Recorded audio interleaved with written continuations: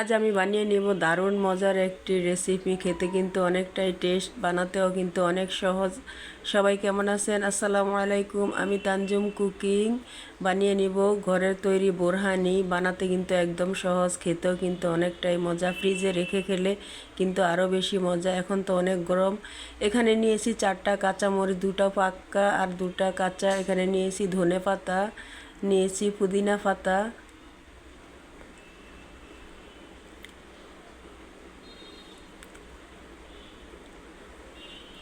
এগুলোকে একটি মিক্সিং ঝাড়ে নিয়ে নিব, সব কিছু একসাথে মিলে।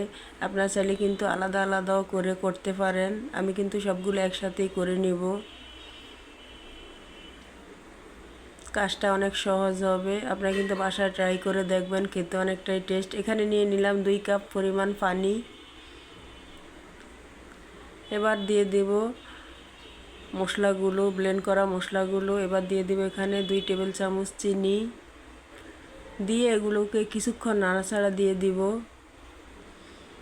আপনারা চাইলে কিন্তু এই গরমে এগুলো কিন্তু ঘরে বানিয়ে ফ্রিজে রেখে খেতে পারেন, অনেকটাই টেস্ট হবে।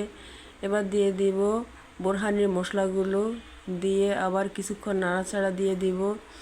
বোরহানিটা বানাতে কিন্তু একদম সহজ, খেতে কিন্তু অনেকটাই মজা। দোকান থেকে কিনে না খেয়ে এভাবে কিন্তু আমরা ঘরে বানিয়ে খেতে পারি। একদম নিজেদের হাতের টাটকা বোরহানি, খেতে কিন্তু অনেক টেস্ট। আপনারা বাসায় ট্রাই করে দেখবেন। এবার এগুলোকে ছেঁকে নিব একটি স্ট্রেনারের সাহায্যে। আমার রেসিপি যদি আপনাদের কাছে একটু ভালো লেগে থাকে তাহলে লাইক কমেন্ট শেয়ার করে দিবেন।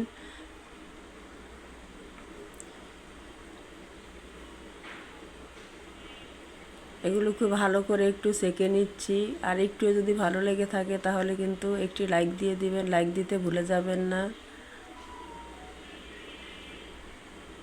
আপনার একটা দেওয়া লাইকে কিন্তু আমার অনেক উৎসাহিত হয়।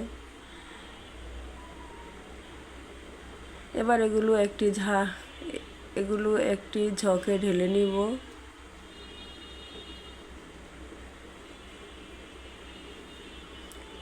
এবার এখানে দিয়ে দিব 2 টেবিল চামচ টমেটো সস।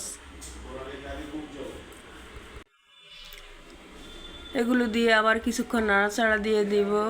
এবার দিয়ে দিব টক দই 1 কাপ। এখন দিয়ে দিব 1 কাপ পরিমাণ টক দই।